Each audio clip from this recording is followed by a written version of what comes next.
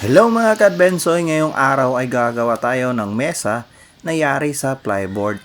Sayang kasi yung stand ng glass table na nabasag kung itatapon na lang, kaya gagawa natin ng paraan para mapakinabangan pa. So ibis na bibili tayo ng bagong salamin, gamit na lang tayo ng plyboard kasi mas mura to mga kadbensoy. So tara, samahan nyo ako at mag DIY na tayo ng mesa. Welcome to Adbensoy, the amazing adventure of Saysay.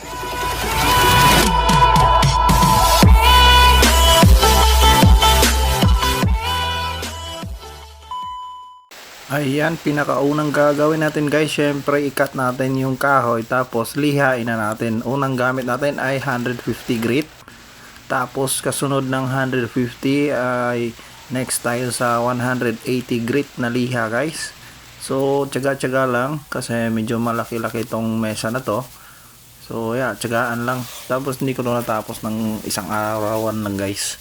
Papansin nyo dyan na paiba-iba yung damit ko sa video. So, pagkatapos nating maliha yung plyboard, susunod nating gagawin guys ay maglalagay na tayo sa ating first coat, which is yung acrylic white.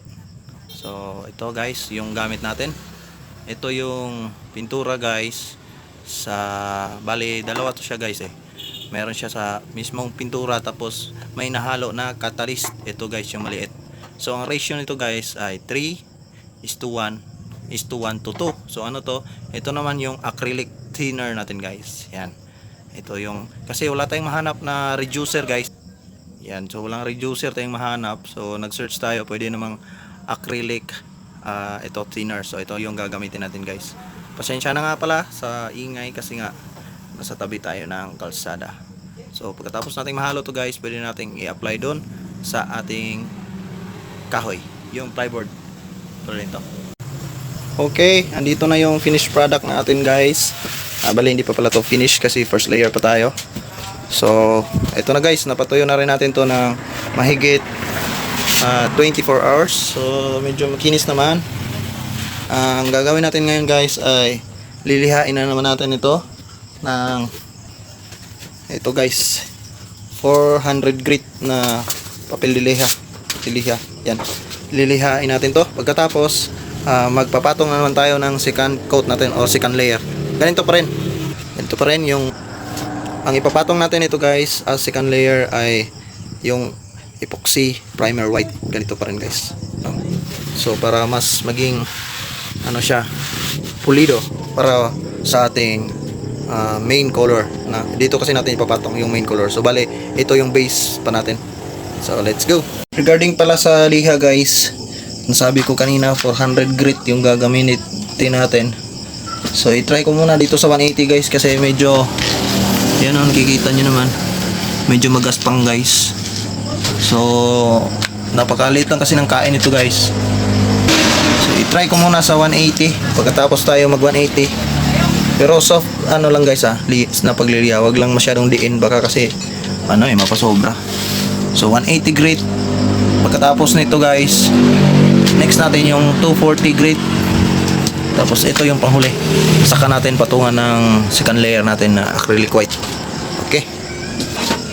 I mean epoxy primer white, hindi acrylic white. Epoxy primer white.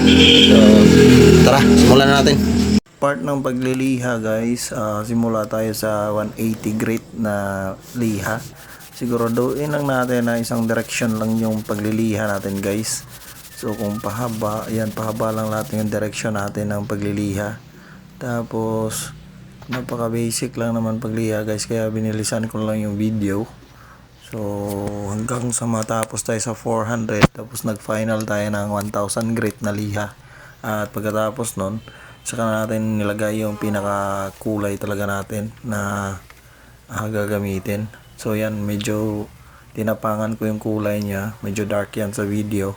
Pero pag ihahaspi na natin yan mamaya guys, makikita nyo na maglalight yan dahil yung pinaka main color natin sa ilalim ay puti.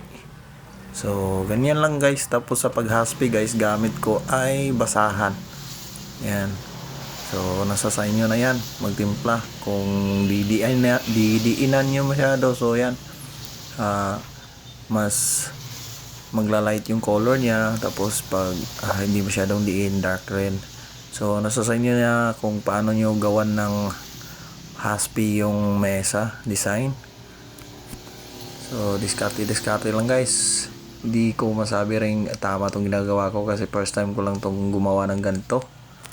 So ganyan lang, tsaga-tsaga lang hanggang sa mabuo yung gusto mong design.